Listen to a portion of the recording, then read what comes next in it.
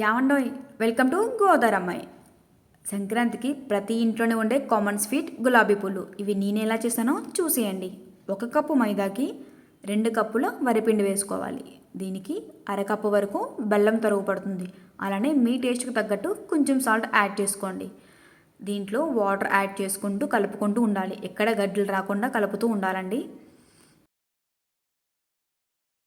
ఇలా వచ్చిన పిండిలో 1 టేబుల్ స్పూన్ ఇలాచీ పౌడర్ వేసుకొని అది మొత్తం పట్టేలాగా కలుపుతూ ఉండాలన్నమాట. అలానే ఈ కన్సిస్టెన్సీ వచ్చేంత వరకు తిప్పుతూ ఉండాలి. ఇది చిక్కగా అవ్వకూడదు, అలాగని బాగా లూజ్గా అవ్వకూడదు. వాటర్ వేసుకునే విధానంలో ఉంటుందండి. ఇది 2 గంటల పాటుగా నానబెట్టాలి. అలానే అరగంటకు ఒకసారి వెళ్ళి కలుపుతూ ఉండాలి. ఎందుకంటే గడ్డలు అనేది అసలు ఫామ్ అవ్వకూడదు.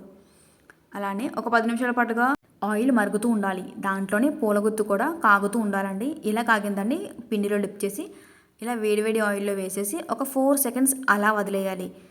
ఇప్పుడు గులాబీ పువ్వు సేమ్ అదే షేప్లో బయటకు వచ్చేస్తుంది.